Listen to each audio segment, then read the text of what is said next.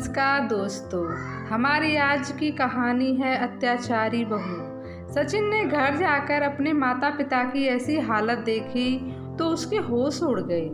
उसने kitty party से लौटी अपनी पत्नी के थप्पड़ जड़ दिया। तुम्हारी हिम्मत कैसे हुई मेरी मम्मी के साथ ऐसा करने की? यह घर उनके बेटे का है, इसे कोई तुम दहेज में लेकर नहीं आई हो। सचिन ने नेहा के ऊपर चिल्लाते हुए कहा, मुझे लगा था कि कुछ दिनों में तुम मेरी मम्मी पापा को अपने मम्मी पापा जैसा सम्मान दोगी, क्योंकि हर रिश्ते को समझने में वक्त लगता है। लेकिन तुमने तो मेरे बाद मेरे माँ बाप की हालत नौकरों से भी ज़्यादा बद से बदतर कर दी। उनसे तुमने एक एक दाने का हिस्सा मांगा, उनकी बेइज्जती की। वो अपने बेटे की कमाई खाते हैं, तुम्हारे माँ बाप की नहीं, समझी तुम? अपना सामान बांधो और चलती बनो यहाँ से, सचिन ने तमक कर कहा।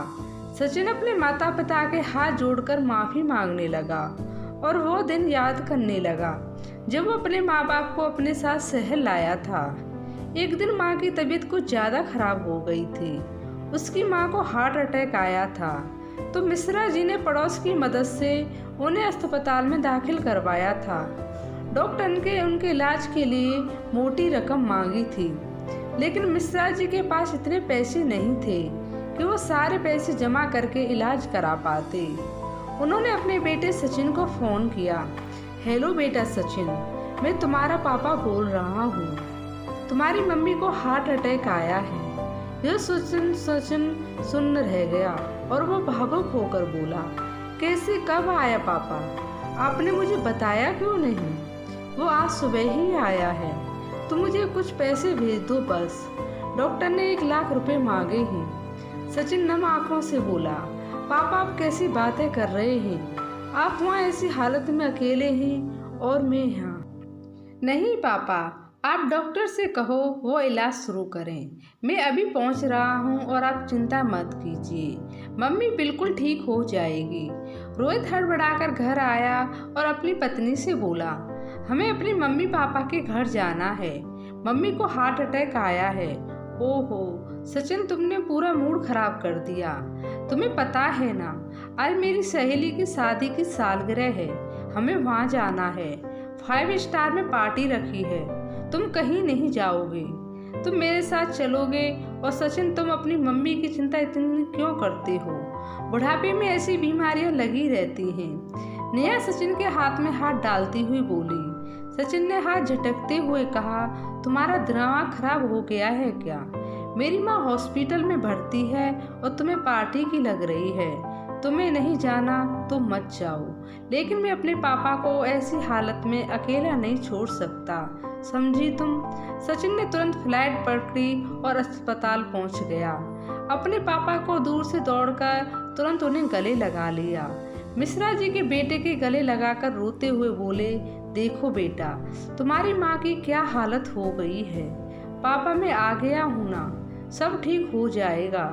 और सचिन ने अपने पिता के आंसू पोंछे और उन्हें एक चेयर पर बिठा दिया। सचिन अपने पापा का हाथ पकड़ते हुए बोला, पापा आप यहाँ बैठिए बस और भगवान से प्रार्थना करिए, मैं बस अभी आता हूँ। सचिन जाकर सबसे बड़े डॉक्टर से मिला और बोला कि डॉक्टर साहब, चाहे जितने भी पैसे लग जाएं, लेकिन मेरी माँ को कुछ नहीं होना चाहिए। डॉक्टर ने सचिन को दिलासा देते हुए कहा, सचिन जी आप बिल्कुल भी चिंता मत कीजिए, हम पूरी कोशिश करेंगे आपकी माता जी को बचाने की। और डॉक्टर कमला जी का इलाज करने में जुट गए।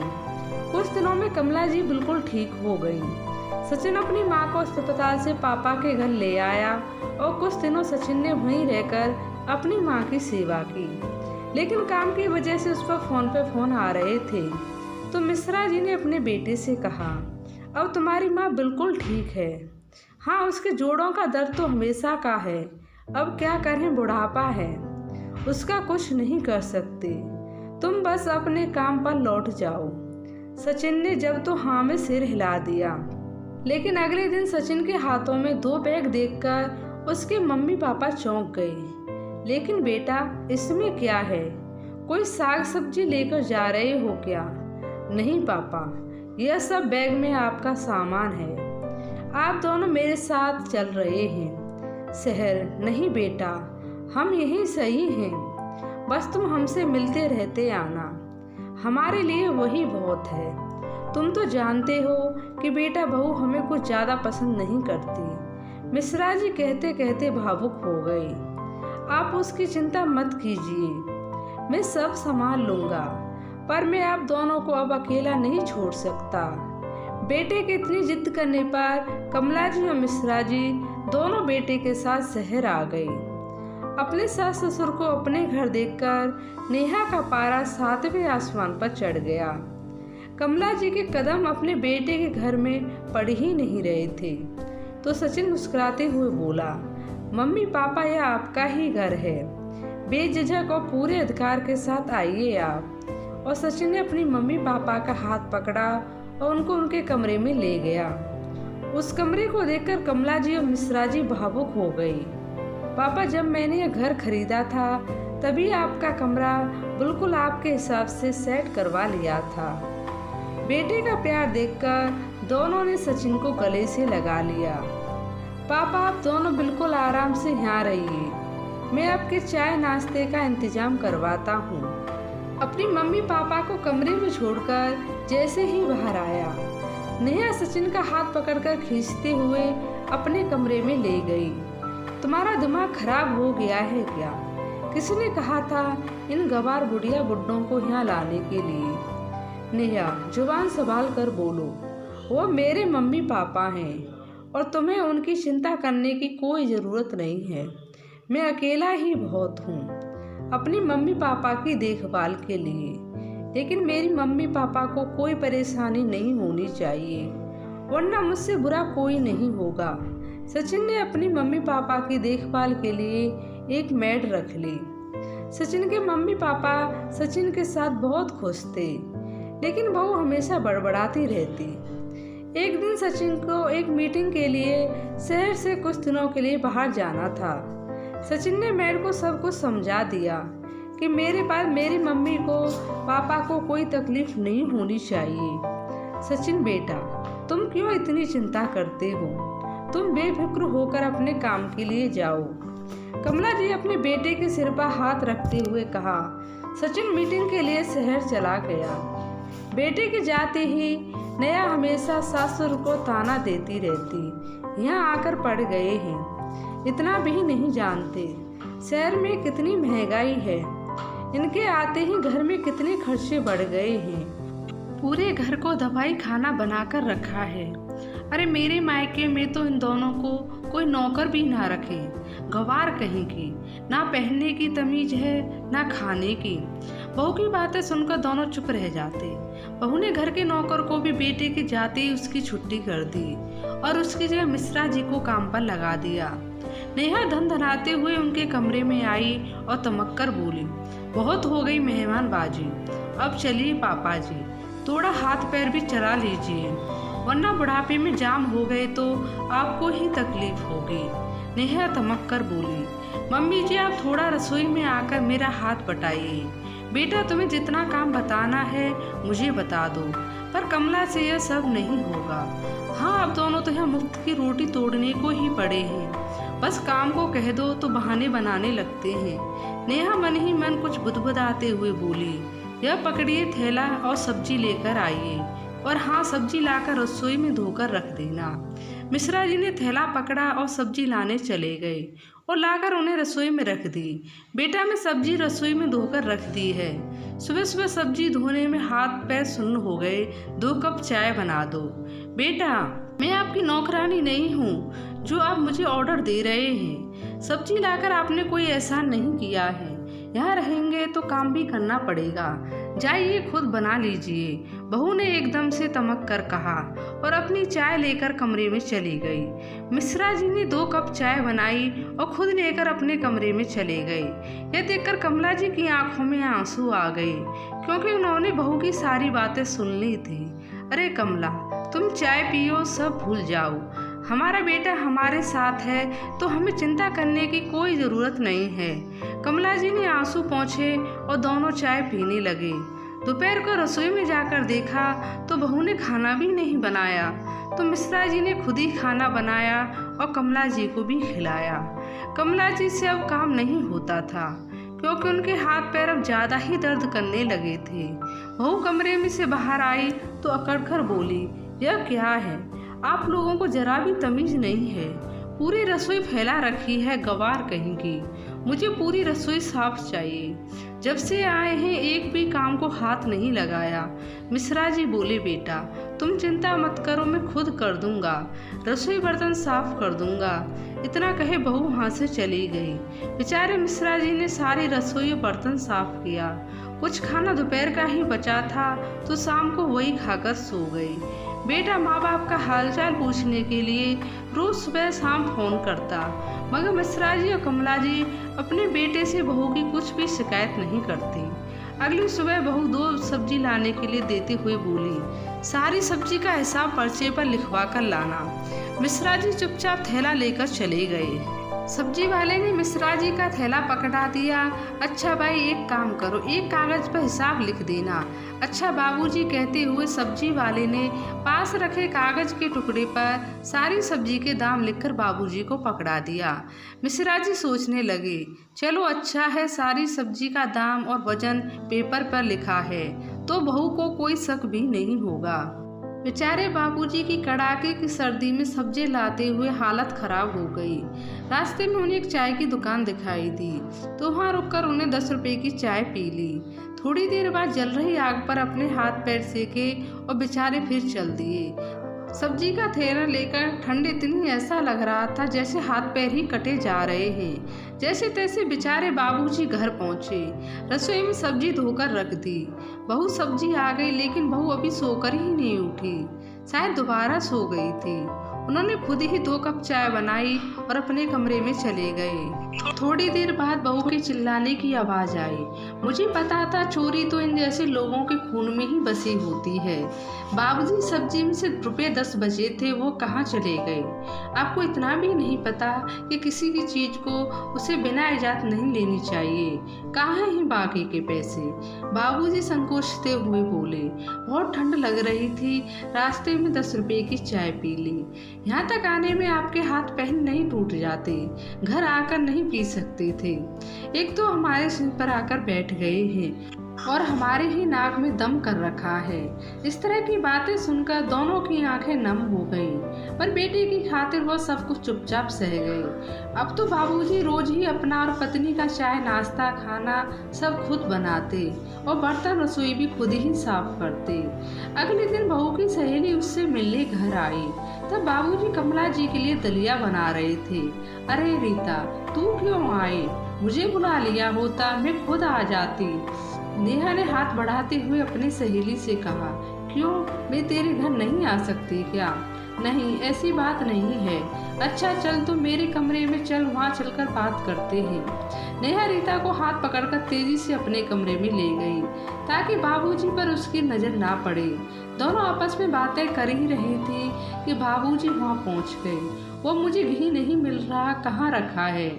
आपसे कितनी बार कहा है कि मेरे कमरे में मत आया करो, समझ नहीं आता क्या? अब जाओ यहाँ से। नेहा बाबूजी पर चिल्लाते हुए बोली। रीता ने नेहा से पूछा, कौन है ये इतने बुजुर्ग? पहले तो कभी नहीं देखा। अरे कुछ नहीं, नया नौकर है यार, अभी नया नया लगा है ना, तो इससे कुछ पता नहीं है कौन सा सामान कहाँ रखा है। बहू की बातें सुनकर बाबूजी की आंखें नम हो गईं। पीछे से बहू ने आवाज़ दी, सुनो, मेरी और मेरी सहेली के लिए 2 कप चाय लेकर आओ जल्दी। बाबूजी ने अपने आंसू पोंछे और कॉफ़ी बनाकर बहू के कमरे में ले गए और चुपचाप वहाँ से वापस आ गए और अपनी पत्नी के लिए बिना घी का दलिया लेकर चले गए। क्या हुआ जी? बहू किस पर चिल्ला रही थी। अरे कुछ नहीं, तुम दलिया खाओ वरना ठंडा हो जाएगा। इतने में बहू चिल्लाते हुए आई, अगर कॉफ़ी बनानी नहीं आती तो बता नहीं सकते थे, मुंह का सारा टेस्ट खराब करवा दिया। क्या हुआ बहू? कमला जी ने प्रेम से अपनी बहू से पूछा। आप चुप रहे, काम की न काज की, दुश्मन अनाज की। अभी मैं बाहर जा रही हूँ अपनी सहेली के साथ, आप लोगों को तो आकर बताती हूँ। और हाँ, मेरे आने से पहले घर पूरा साफ हो जाना चाहिए। इतना कह बहू अपनी सहेली के साथ बाहर निकल गई। बहू की बातें सुनकर कमला जी रोने लगी। अरे कमला, तुम बात बात पर रोया मत करो। देखो, अगर मैं थोड़ा बहुत घर का काम कर भी लेता हूँ तो इसमें क्या बुरा है। तुम ही तो कहती हो कि आदमी के हाथ पैर चलते रहने चाहिए, वरना उसका शरीर जाम हो जाता है और ऊपर से 100 बीमारियां और लग जाती हैं। बाबूजी ने कमला जी के आंसू पोंछे और उन्हें कंबल उड़ाकर आराम करने के लिए बोल दिया और खुद रसोई में बर्तन साफ करने लगे। थोड़ी देर में मम्मी पापा कहाँ हो आप? देखो मैं तुम्हारे लिए क्या लाया हूँ। मम्मी पापा के कमरे में सचिन दौड़कर गया। माँ के पैर छूते हुए बोला, अरे माँ, कैसी हो और आपकी तबीयत कैसी है? बेटे को सामने देख कमला जी की आंखें भर आईं। माँ देखो तो, मैं दिल्ली से आप लोगों के लिए क्या लेकर आया हूँ। आपके लिए नया शॉल, नई जर्सी, और बाबूजी कहाँ हैं? मैं कब से पूछ रहा हूँ, वो कहीं दिख नहीं रहे। कमला जी ने रोते रोते अपने बेटे से सब बता दिया। यह सुन सचिन के पैरों तले जमीन खिसक गई। रसोई में जाकर देखा तो बाबूजी रसोई में बर्तन साफ कर रहे थे। यह देख सचिन की आंखों में आंसू आ गए। अरे बेटा, तुम कब आए? हाँ बाबूजी, काम जल्दी हो गया था तो बस चला आया। इतने में नेहा भी वहाँ घर पहुँच गई थी और सचिन को देखकर उसके होश उड़ गए। अरे सचिन, तुमने तो बोला था कि तुम तो 2 दिन बाद आओगे, फिर यहाँ कैसे? नेहा जैसे ही सचिन के पास आने लगी, सचिन ने एक जोरदार तमाचा नेहा के गाल पर जड़ दिया। तुम्हारी हिम्मत कैसे हुई मेरे देवता समान माँ बाप के साथ ऐसा करने की? यह घर उनके बेटे का है, तुम इसे कोई दहेज में लेकर नहीं आई थी।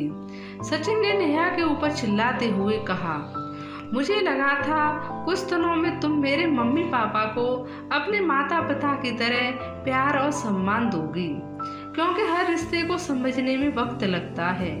लेकिन तुमने तो मेरे बाद मेरे माँ बाप की हालत नौकरों से भी ज़्यादा बदतर कर दी। उनसे तुमने एक एक पाई का हिसाब लिया, उनकी बेइज्जती की कि वो अपने बेटे की कमाई खाते हैं, तुम्हारे बाप की नहीं। समझी तुम? अपना सामान बांधो और निकलो यहाँ से। सचिन ने नेहा के ऊपर गुस्सा कर कहा, इस घर में तुम्हारे लिए कोई जगह नहीं। नेहा रोते हुए सचिन के पैरों में गिरकर माफी मांगने लगी। सचिन, तुम ऐसा कैसे कर सकते हो मेरे साथ? तुम मुझसे प्यार करते हो ना? हाँ, प्यार करता हूँ, लेकिन इसका मतलब यह नहीं कि मैं अपने जन्मदाता माता पिता का अपमान तुम्हारे लिए उनको अकेला छोड़ दूँ। मैंने सोचा था कभी ना कभी तुम तो मेरे मम्मी पापा को समझोगी, लेकिन नहीं, मैं गलत था। तुम जैसी औरतें ही हंसते खेलते परिवार को भी खेल कर रख देती हैं। देखो, मेरे मम्मी पापा को अभी भी वो तुम्हारे खिलाफ एक शब्द भी नहीं बोल रहे हैं, और तुमने मेरे मम्मी पापा की हालत नौकरों से भी बदतर कर दी है।